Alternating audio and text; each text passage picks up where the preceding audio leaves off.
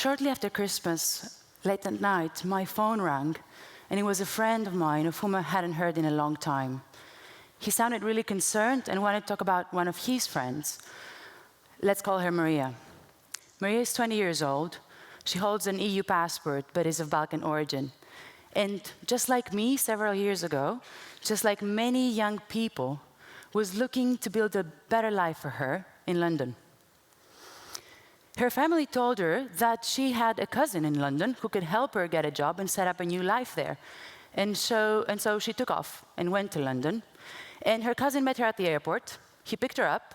He took her home. He promised to find her a job. He opened a joint bank account. But in return for his hospitality, he asked that Maria presents to the UK authorities as his future wife. He tried to kiss her. He tried to make other sexual advances to this effect. Maria was feeling very uncomfortable. So what did she do? She called her mom and dad and said, "Mom, I'm feeling very uncomfortable. I don't want to marry that guy." And what her mom said was, "Well, you have to stay and marry him because he's your cousin and he helped you so much. And if you don't, there will be family tension because this will be interpreted as ungratefulness." Maria had nowhere to run. She was desperate. Her family, her safe haven, was not safe anymore.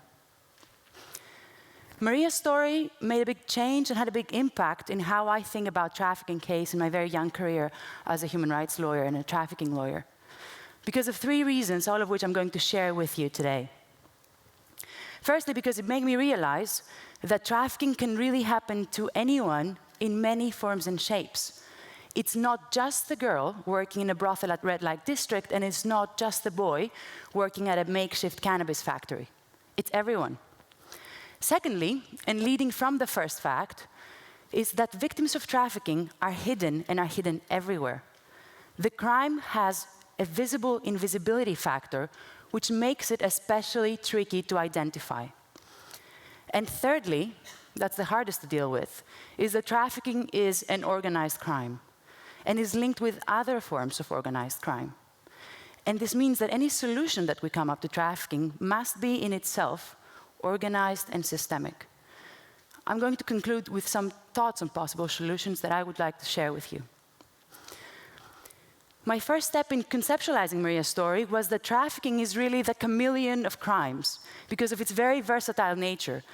It can take any number of forms and shapes.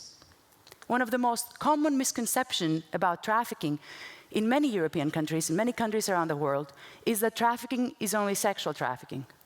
This is false. Trafficking is also a very peculiar crime because it can be perpetrated in many ways, as long as the elements of facilitation, means, and exploitation are present. The definitions that we have of trafficking, and these are many, some in the European legal order, some in the EU legal order, some in the international legal order, some in national legal orders, are all very aware of the broad and versatile nature of trafficking, and they themselves as definitions are very broad. Known forms of exploitation today include domestic slavery, forced labor, drug cultivation, petty street crime, trade in human organs, sexual exploitation, and forced begging. However, this list is by no means exhaustive. And why is that? Because the human mind can be impressively and perversely creative when coming up with new ways of exploiting a fellow human being. The legislators knew, and they took note of that in the definition. My second realization is that really anyone can be trafficked. Women, girls, men, and boys.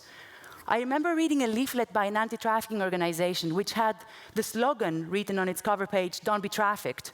And I was thinking, obvious, nobody wants to be trafficked. But the reality is sad and different. While indeed nobody wants to be trafficked, victims may not even know they're being trafficked, or they may not even agree with the fact that they have been trafficked. Legally, it doesn't make any difference because we will define them anyway.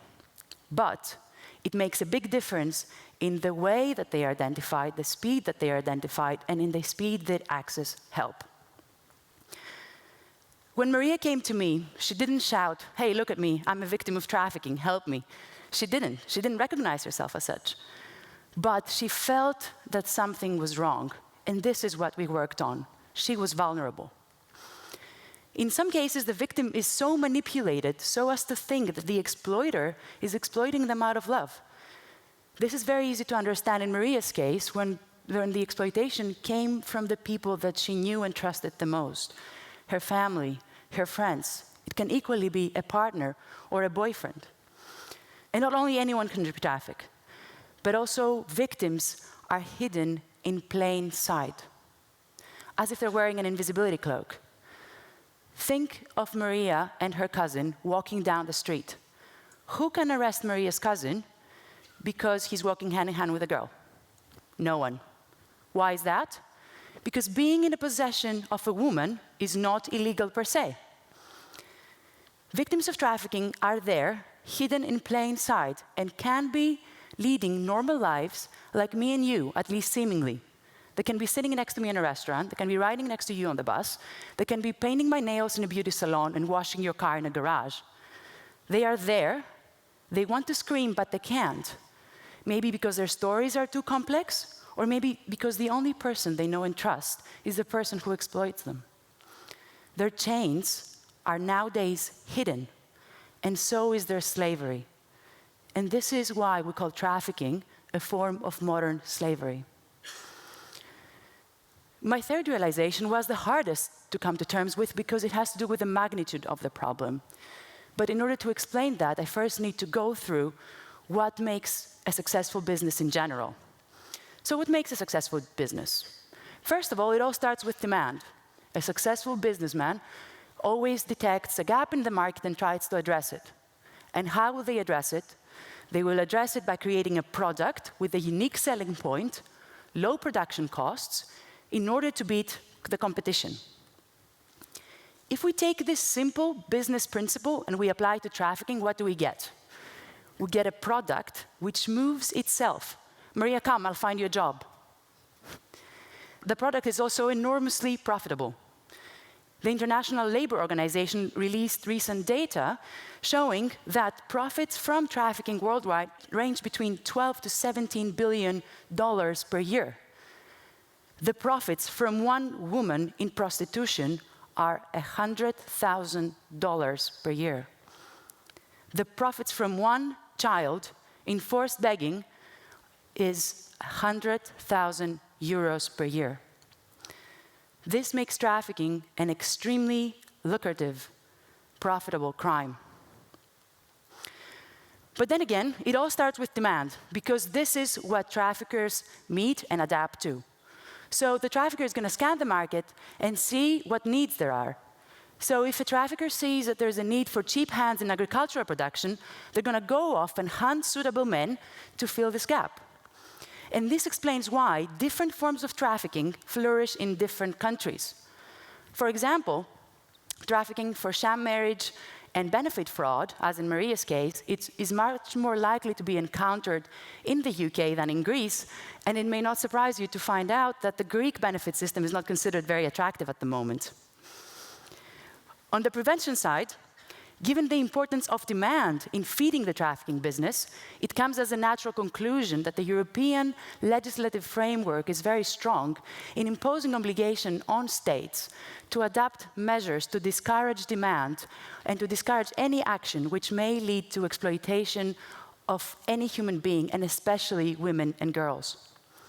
This is easier to understand if we take in the context of trafficking for sexual exploitation.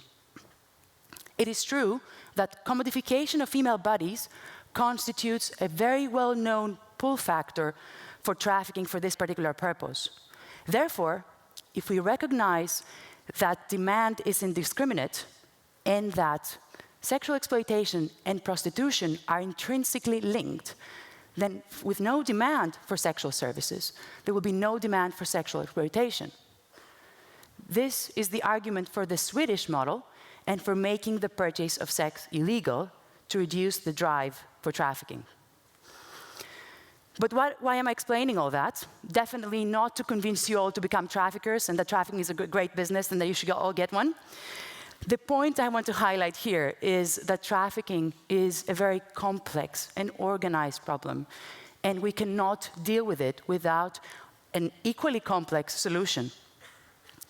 On the side of a victim, given their visible invisibility and the fact that trafficking is itself a hidden crime, it is easy to understand why early identification of the victim and early legal intervention are absolutely crucial in ensuring that the victim has access to their fundamental human rights and also regains control of their lives, because this is the first thing that they lose when they enter a trafficking situation.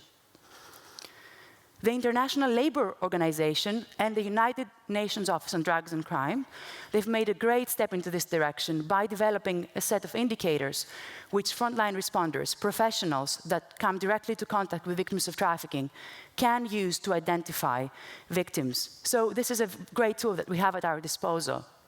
Examples of these indicators is if the person in front of you will act as if they're instructed by another, if they're not in the possession of their travel documents, if they don't speak the language, if they have tattoos or other marks of ownership. However, the current indicators, despite the fact that they do constitute a huge step in the right direction, fall short in two ways.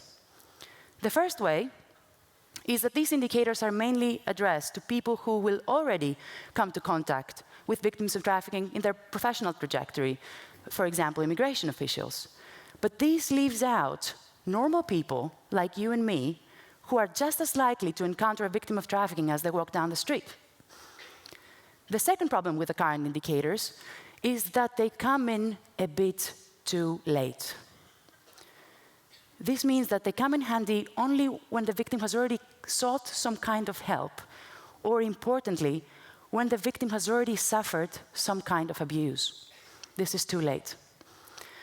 So we at the AIR Centre, together with our partners in the UK, the Republic of Ireland, Lithuania, Bulgaria, and Croatia, in the framework of a 2-year EU-funded project, we worked on exactly that problem, developing a list of early indicators that all people can use to detect situations where a person may be at risk of trafficking. And this is what we did. And we came up with a non-exhaustive list, which can be found on the project website, which should ring alarm bells that a person in that situation may be at risk of trafficking. The list is by no means exhaustive, and indeed, we welcome ideas on how to add to this list. We would like to put them out there, make people aware of them, and open a dialogue on these indicators. Because as we said, these lists can by no means be exhaustive ever, because trafficking will keep changing shapes. Examples of these indicators include, let's say, if a woman always walks in a medical appointment accompanied by a partner who never leaves her side, or advertisements for people looking for care staff in remote care homes, or a van depositing a number of people at a particular place in a particular time every day. And the list goes on and on. Now, the inevitable question which follows our list is, now we have a list, what do we do? Well, then, one should talk about their concerns and potentially make a referral to a first responder. This can be a lawyer specializing in human trafficking, an organization dealing with human trafficking victims, or the national referral mechanism. When in doubt, always ask a person who you think may know the answer. Just like my friend came to me for help, find out who you can contact in your national jurisdiction. Be alert, inform yourself, speak out, and you may save someone's life. What you should always bear in mind is that the person in front of you is extremely vulnerable, either because of reasons that are inherent to their trafficking situation. And again, think of Maria. Maria was alone in a foreign country, she didn't speak the language, she was very poor, she didn't have a job, or for reasons outside their trafficking situation. So, for example, they may be of poor health, or they may not be able to rely on their family because their family is also being exploited. Many reasons. Whatever you do, make sure that you treat the person you have in front of you with respect and dignity. You wouldn't want your brother or your sister or your friend to be treated that way. And importantly, do not assume anyone else is taking care of that person, because there isn't. The problem is their vulnerability. Your concern can make all the difference. Sadly, my encounter with Maria was only the tip of the iceberg.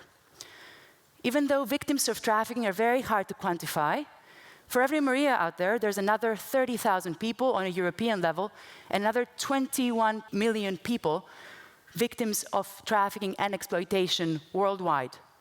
Of this number, 80% are women and 50% are children. And shockingly, only 1% manages to escape the trafficking nightmare. That is 1%. In the context of the ongoing migration crisis, it is particularly important to note the vulnerability of the people moving right now across Europe. With over 1,500 people reaching the Greek shores every day, some are tired, some are poor, some are sick, and definitely all of them are hopeless because of the war in their countries.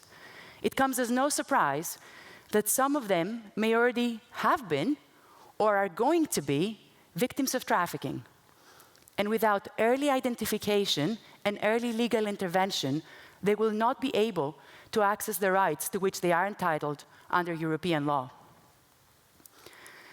The learnings of the early legal intervention project can help to this effect, but only if they are combined with the concept and the realization that Maria remains in the shadows as long as we allow her to be, as long as we bypass her on the street, as long as we continue our way and keep minding our own business and keep thinking that Maria's uncle and cousin, Maria's cousin, is somebody else's problem and not our problem. And just like that, trafficking only remains a hidden crime as long as we allow it to be, as individuals, as frontline responders, as states, and as unions of states, and we don't seek a solution. Human trafficking is a crime that affects us all, whether we realize it or not. It deprives people of their most fundamental human rights. It constitutes a public health risk. It is a major source of revenue for criminal organizations. It shatters lives. It diminishes all of us. Closing our eyes to trafficking is not going to make it go away. Silence and inaction are part of the problem. Awareness and engagement are part of the solution. Pick your side. Thank you.